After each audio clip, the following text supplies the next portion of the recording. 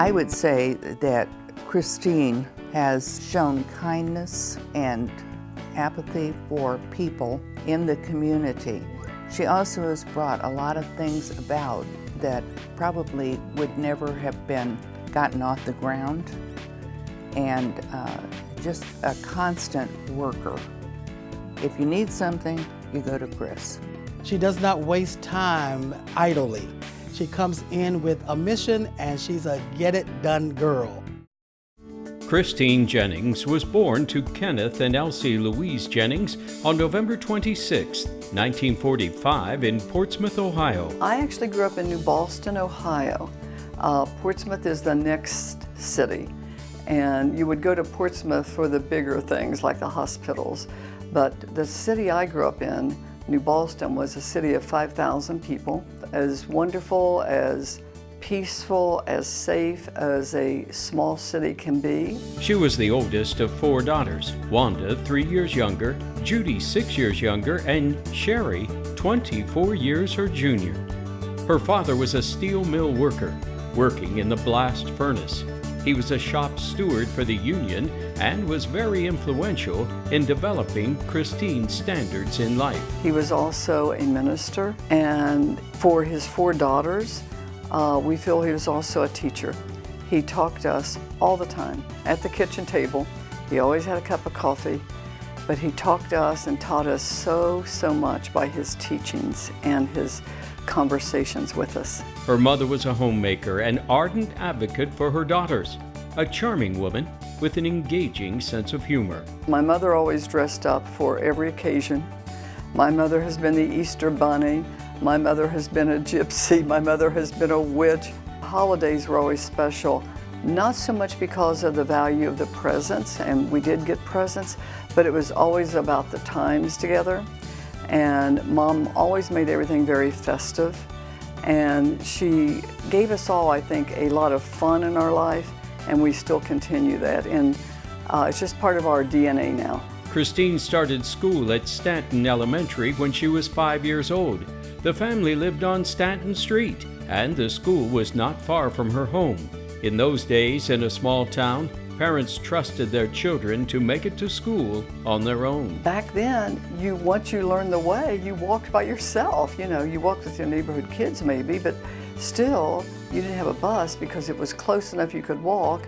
But it wasn't just 2 or 3 blocks, it was probably 6 or 7 or 8 blocks. Christine was a good student. Her parents impressed upon her the importance of an education and doing well in school. They really cared about how we did in school, the value of an education. They cared so much that I went through school 12 years without ever missing a day. I always liked, and still do today, reading, writing, English, spelling.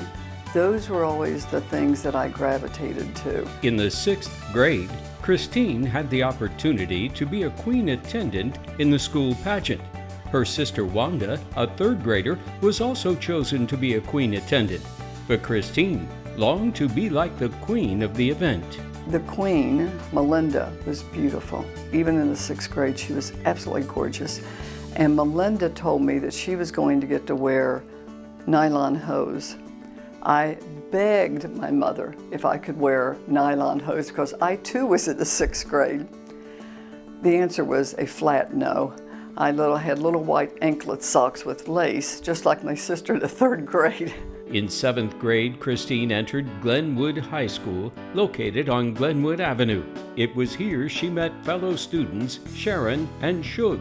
The 3 would develop a lifelong bond. We read love comic books.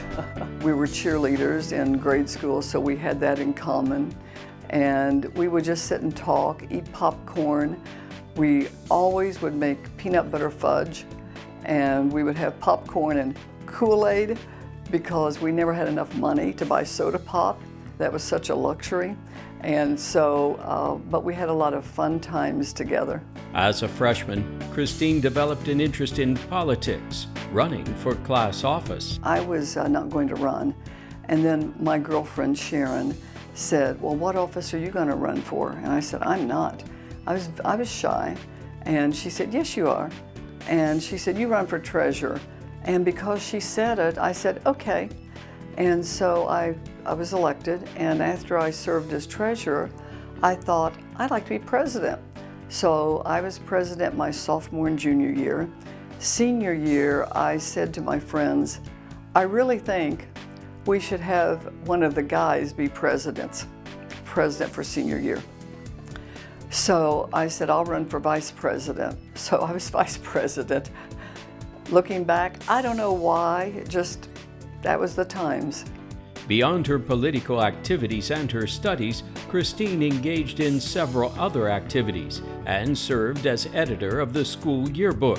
Her biology and science teacher, Mr. Ludwig, impressed upon her the importance of treating everyone as equals, not by his words, but by his deeds.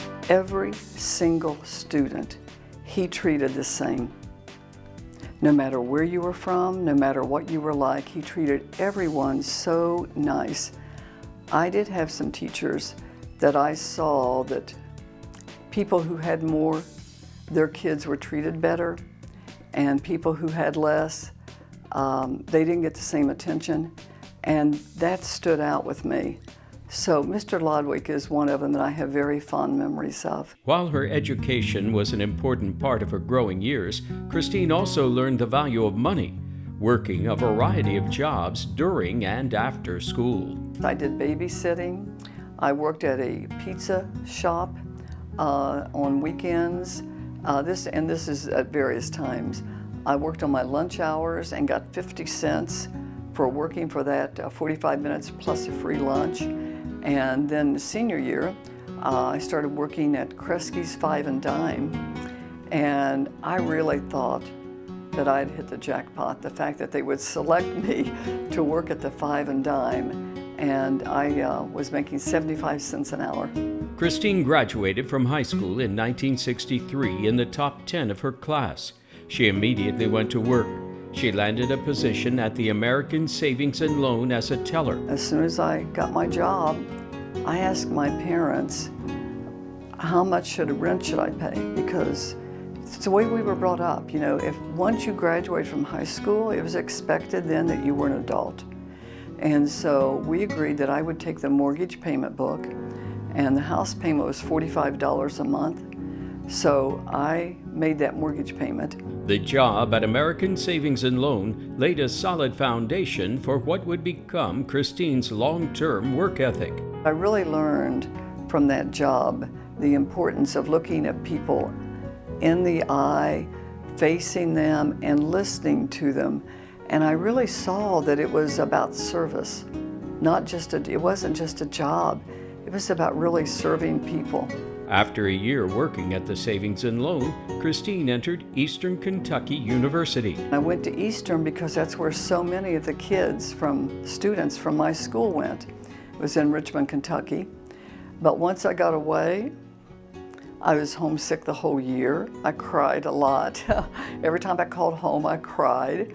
And I only stayed 1 year. And I told my parents I wanted to come home, get a job, which I did, in a bank as a teller.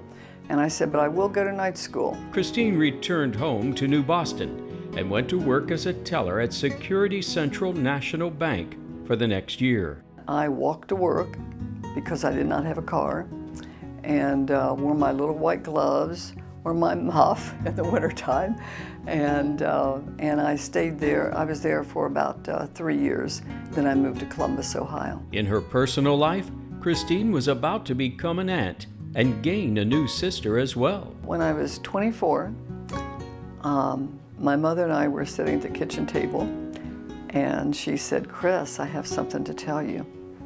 She said, I'm pregnant. So at the same time, my sister Wanda was also pregnant. So my mother and sister are pregnant together. And so in September, my niece Angie is born. The following January, my sister is born. Judy was the baby, and she graduated from high school at 18, and she's got cap and gown on. In our family picture, our father is holding the baby, and it's just been, it's been a wonderful experience. Christine made good on her promise to her parents to attend night school. While working days in banking, she attended Franklin University in Columbus, Ohio, and Ohio University, Portsmouth branch at night, focusing on business finance and real estate lending. In 1970, she began what would become a lengthy career with Huntington National Bank in Columbus, Ohio. 2 years later, she had an opportunity that would shape her banking career.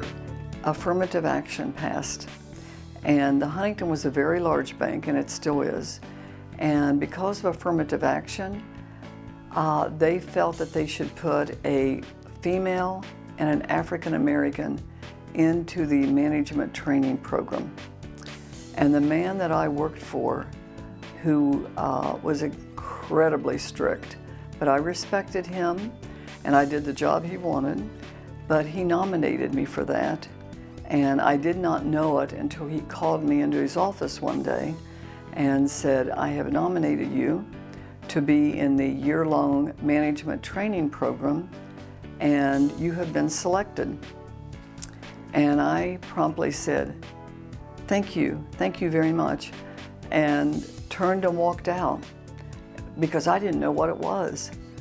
And I called a friend and I said, what does this mean? I'm in the management training program. And so I spent a year in that, and that's really what jump-started and gave me the opportunity in life to move ahead. We started in management training together, and she was very, I remember going out and making calls with her, and she was very much involved in learning the banking and management and leadership. When I graduated from that a year later, the man I worked for, John Meyer, the one that recommended me, called me and said that he would like me to come and talk to him and see if I wanted to be the assistant manager of the office he was at. So I went and interviewed with him, and he did ask me to come there. So that was my first management position. I was the assistant manager of the Worthington office in Worthington, Ohio. At the Worthington branch, Christine was involved in making loans of every kind, from debt consolidation to home loans to car loans and business loans. Christine was one of the few women in banking that held a position in the lending division. So many women then were tellers, and if you had any higher position, it was generally going to be in human resources or marketing. There were very, very few women that were doing lending. That's really what I think led to my ability to become a bank president, was my lending background. She did so well at Worthington that she received her first management job at a small branch office in Clintonville, Ohio. 3 years later, she was promoted to manager in a medium market branch, and 3 years after that, she returned to the large market Worthington office as manager. And that was my dream job at that time. That was my goal from the time I was the assistant there until I got back there. She spent the next 3 years developing her skills at the Worthington branch and set her sights on a new challenge. I talked to my boss, John Meyer again, who at that time was in the real estate division at corporate headquarters, and I asked him if I could join that department where it was exclusively real estate lending with developers. And he got me in. And so I was in that department for 2 years, and then I moved to Sarasota. Christine loved her position in Columbus. The decision to leave was difficult, except for one motivating factor. I left Columbus, Ohio only because of the weather. And so, you know, I'm leaving my family and my friends, but I really could not tolerate the winters anymore. I interviewed and had job offers in Orlando, Tampa, Palm Beach, but the minute I saw Sarasota, and I had an interview here, the minute I saw Sarasota, I just knew that that's where I wanted to live. And so I accepted that job at Southeast Bank. For Christine, the beaches and the beautiful climate were a welcome change. However, they were not what drew her to Sarasota. There is just this wonderful, warm, comfortable feeling that when I pulled into Sarasota and met with Pat Murray, the gentleman that I interviewed with, and he showed me around. It was just so charming, and it just felt magical. And I've been happy here ever since. At Southeast Bank, Christine was the real estate specialist, working primarily with developers. The next year, Pat Murray left Southeast for NCNB and invited Christine to join him there. 2 years later, after NCNB had been acquired by Bank of America, Christine was transferred to Tampa, where she was the Vice President of Commercial Real Estate, managing a $104 million commercial loan portfolio. In 1987, the Sarasota community called her to return when she was offered a position with a startup in Manatee County. I joined Steve Johnson. He was putting a new bank together in Manatee County, and it was Liberty National Bank, and I became his chief lending officer and the number 2 person in that bank. It was a startup community bank. At Liberty, Christine began to think about the future and how far she might be able to advance in her banking career. One of the things I saw was I really wanted to be a president of a bank, because what I saw when you're number 2 is that if there's you're not the real leader. If you don't set the tone the way the number 1 person, the president or CEO, gets to do. And I really wanted to be in a position where I could set the tone. But I learned about how to do a new community bank. I went through the whole procedure, and I stayed with them 1 year, and then I left to start working on Sarasota Bank. In 1990, Christine began her quest to start a new community bank in Sarasota. It would be called Sarasota Bank. I had to put a board of directors together. I was able to do that, and there were 12 of us. And then we had to apply for all the licenses and approvals that you have to have. And it took 2.5 years to get all the approvals, to sell the stock, and to get the bank open. She just had a vision that at the time that she started this bank, she saw that there was a need in the community for a bank like Sarasota Bank, and was actually the only bank that received a charter in the year that she opened that bank. I believe that what we brought was absolutely caring, outstanding service, and we also specialized in small business loans.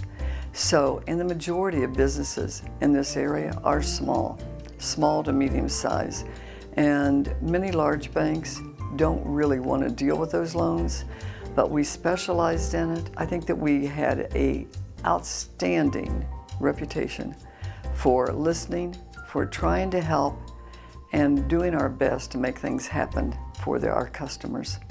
Well, what Chris did in her bank was she had standards for her employees and for the appearance of the bank, which I greatly admired. Her mostly ladies were very well trained in how to deal with customers. They were pleasant, they were nice, they did not use slanging expressions like gotcha and yep. They were very professional in how they dealt with customers, and I was happy to be a customer. The bank always looked absolutely gorgeous, beautifully maintained and cared for, fresh flowers, just the perfect touch that somebody like Christine could do. Sarasota Bank was a community bank, and being a community bank, it was the vision, Christine's vision, that we would be very involved in the community. And we were involved in the Downtown Association. She felt very strongly that it was critical to have a vibrant arts community. So she worked very hard to establish the Sarasota Bank and its relationship with the arts community. Christine was an extraordinary board member for the museum. She had the ability to focus everyone on high standards and quality. And in that capacity, she led the museum toward its current outstanding arrangement with Florida State University. For 14 years, Christine and her staff worked with the community at Sarasota Bank to provide outstanding services to local residents. By 2004, she and her board decided it was time to fulfill their initial plan. The bank was started to be sold. It was an investment, and as we told everyone that we sold stock to, someday we will sell the bank and hopefully we will make you a lot of money. And we did. And we sold the bank in October of 2003, and we sold it to Colonial Bank. And then in January of 2004, I turned in my notice. I felt at that time I'd been in banking 40 years, and I just thought it was time to do something else. It took some time, but Christine finally decided she wanted to enter politics. She narrowly lost a bid for the Democratic candidate for Florida's 13th congressional district for the U.S. House of Representatives. However, Christine came away from the experience inspired by those she met. It was incredible. The people that you meet, the stories that you hear, the opportunity that you could have to influence people's lives. I really saw it as an extension, but different than banking, but still an extension of being able to work with people on a daily basis and to help them have a better life. Chris was an outstanding candidate. She approached it just like she does everything else, with a lot of study, a lot of preparation, a lot of care. So when Christine said, I'm going to run, I said, I am going to change my party affiliation and become a Democrat for you.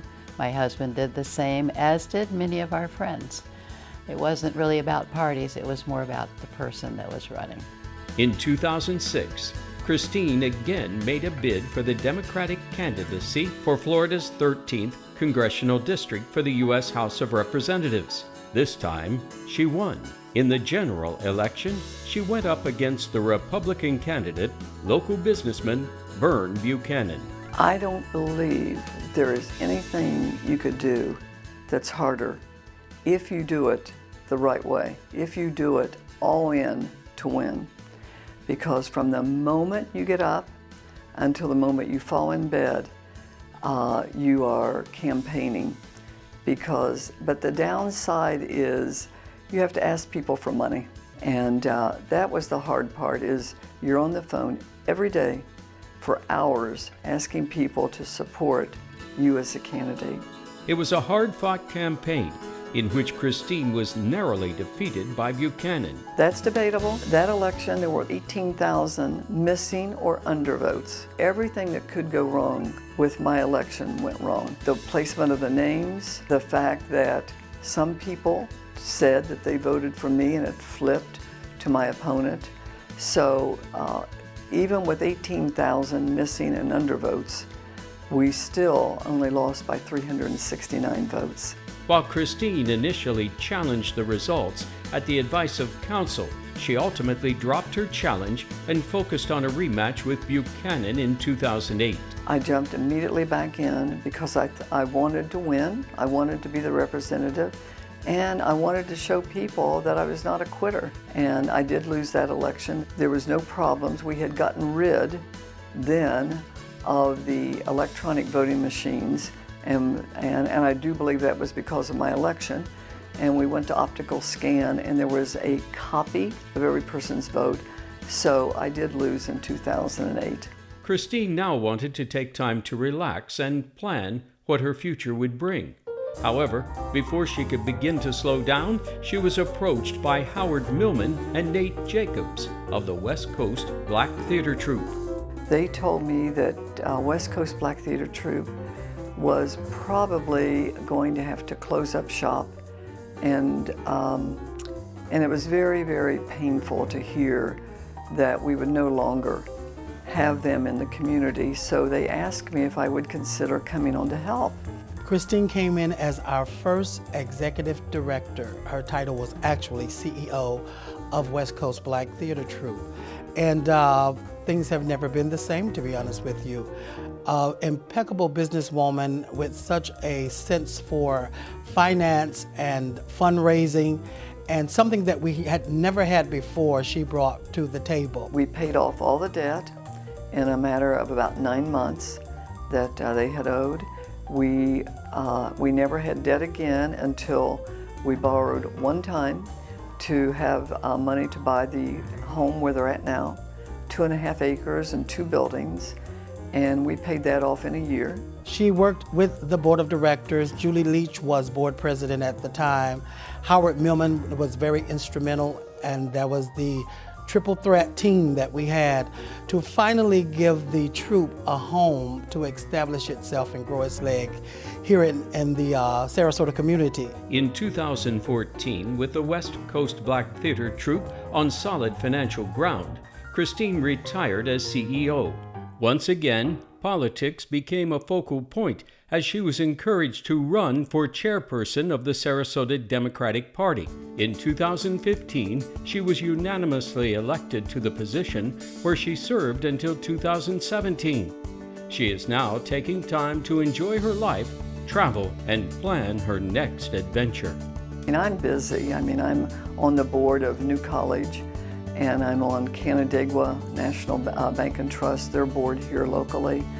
And then I'm a member of some International Women's Forum and SWA, and I have plenty of it, and I'm an ambassador for the Westcoast Black Theatre Troupe. So I am plenty busy, and I'm also concentrating on having fun. I'm doing everything I can to make up for all the years that I didn't play enough, and I'm trying to play hard now. We asked Christine Jennings her advice for those who follow. You know, I believe that you can almost sum it up in one word: attitude. I think in life, if you have the right attitude, everything flows from that. I think it's also important, if you really want to get ahead in life, that you study people. You look at the people who are successful and you study what is it they're doing and what should I be modeling after them. But then you also look at the people that are not successful and you study them and think, what is it I don't want to do? And so often the answer comes back to attitude.